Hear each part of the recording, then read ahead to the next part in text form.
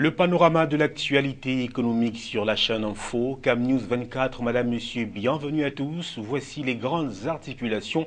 Emploi jeune, près de 1400 bientôt sollicités. C'est pour la réalisation des ouvrages de type IMO, haute intensité de main-d'œuvre dans 9 communes du pays. D'après le coordonnateur national de l'unité technique IMO du Minépat, la réalisation de ces ouvrages et les salaires cumulés sont estimés à environ 2,55 milliards de francs CFA. À l'étranger, Ukraine recourt au système D pour s'alimenter en charbon. Dans le silence des terrils de Torres, un grincement entre un cabanon et un abri de fortune, un câble suspendu à 2 poteaux branlants fait couiner une poulie, une baignoire cabossée sort de terre, s'élève et déverse un chargement de charbon ukrainien. On verra tout cela dans ce programme.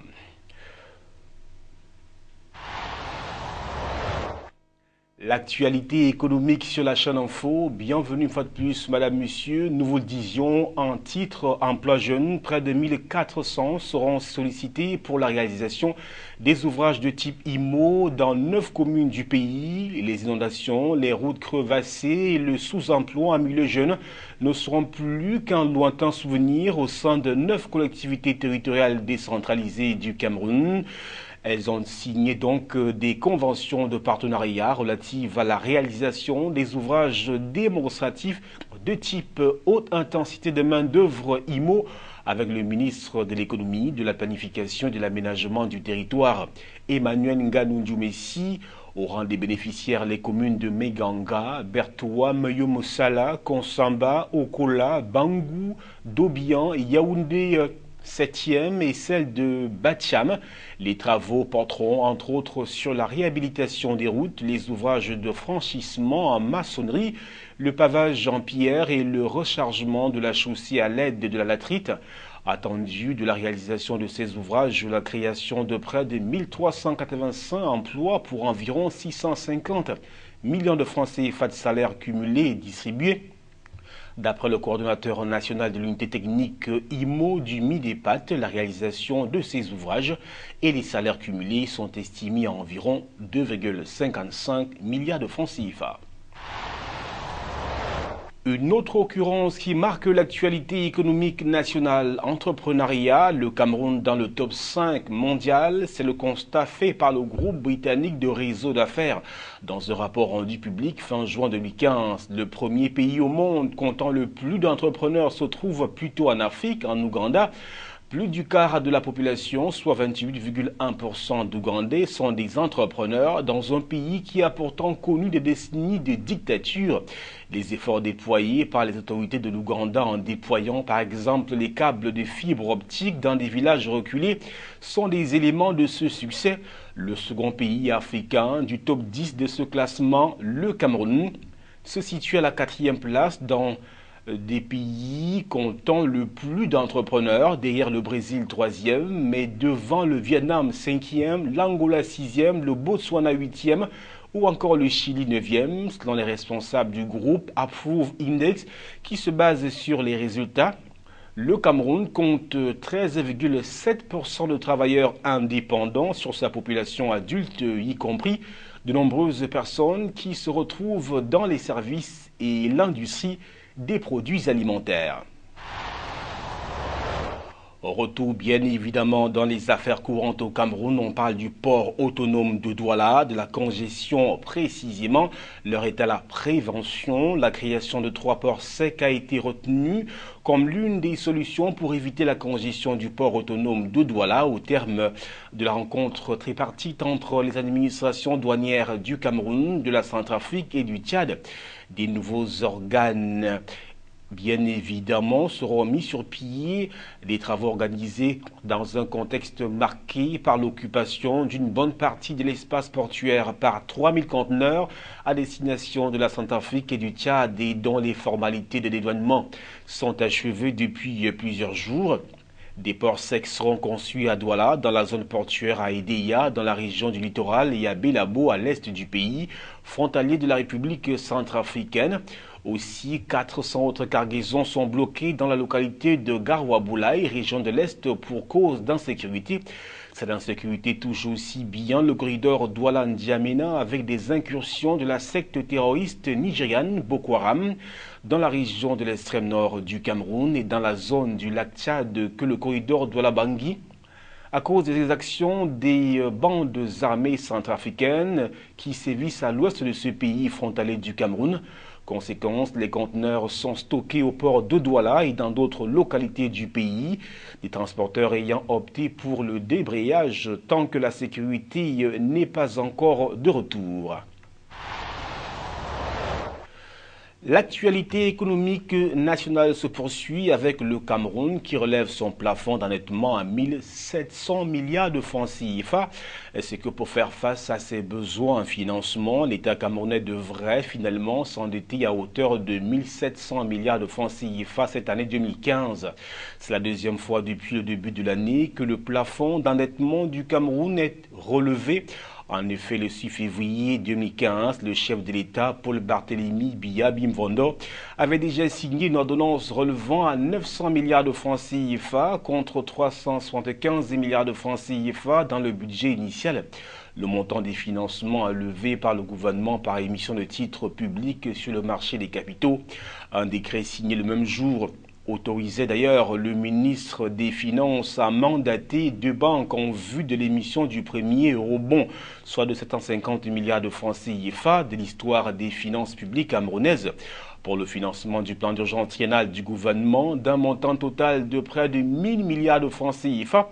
Au final, le plafond d'endettement du Cameroun pour 2015 passe de 900 milliards de francs CFA en février à 1700 milliards de francs CFA au mois d'août, en hausse de plus de 90%. Cette seconde révision à la hausse du plafond d'endettement du Cameroun peut davantage s'expliquer par la décision récemment prise par le gouvernement de financer la construction du chemin de fer Balam-Kribi et l'appontement fer du port en eau profonde de Kribi dans le cadre du développement du projet d'exploitation du fer de Balam-Namiba. Ces infrastructures correspondent à des financements de 1500 à 2000 milliards de francs CFA mobilisés principalement auprès de la Chine. Par ailleurs, le nouveau relèvement du plafond d'endettement peut accessoirement s'expliquer par la baisse des recettes pétrolières qui devrait officiellement occasionner des pertes d'environ 300 milliards de francs CFA au trésor public cette année, en dépit de la hausse constatée des recettes fiscalo-douanières au premier semestre 2015.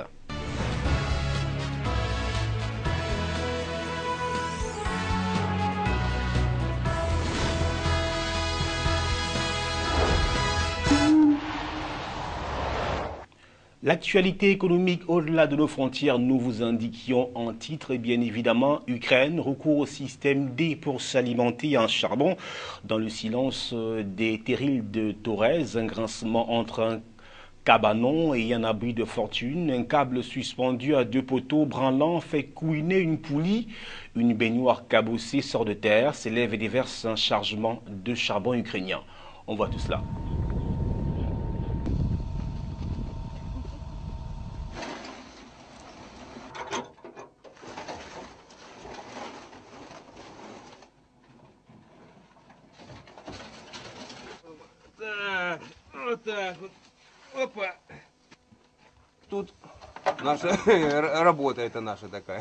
Voilà, c'est là qu'on travaille. Nous prenons des mesures de précaution et nous continuons à travailler. Nous devons nourrir nos familles, nous gagnons de l'argent, donc tout va bien. Pour l'instant, on survit. Ce qui se passera ensuite, nous n'en savons rien avec tous ces gouvernements et ces guerres. Nous savons ce que nous avons, nous n'avons nulle part où aller. C'est pour ça que nous travaillons ici.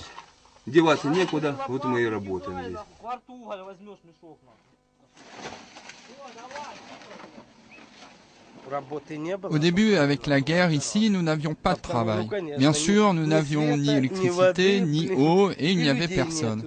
Bien sûr, c'était pire avec la guerre, bien pire. Qui aime la guerre? Si Donetsk devient un État indépendant, je pense que le prix du charbon va monter et ce sera la principale source de revenus de notre pays. Les choses vont s'améliorer et être bien plus faciles. Ils vont se débarrasser de ces mines illégales.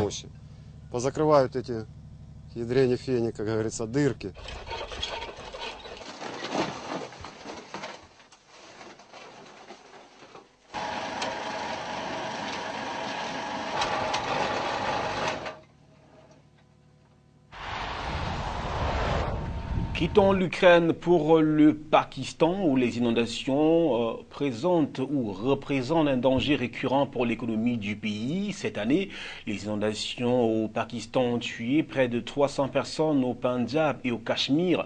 Une situation qui se répète chaque année et qui affecte l'économie du pays qui dépend en grande majorité des cultures. Reportage. Des terres inondées à perte de vue. Le Pakistan a, cette année encore, connu une mousson meurtrière. Près de 300 morts et 2 millions de déplacés. Au Pendjab, le grenier à blé du pays, 50 000 maisons ont été détruites. Les champs de coton, eux, sont couverts de boue. La récolte est fichue. Je fais pousser du coton sur mon hectare et demi de terrain, mais tout a été détruit par les inondations. Qu'est-ce que je peux faire ? J'ai de jeunes enfants et toutes mes pousses de coton sont détruites. Les inondations étaient énormes. Moi, je suis un paysan, je ne sais pas ce que je vais devenir.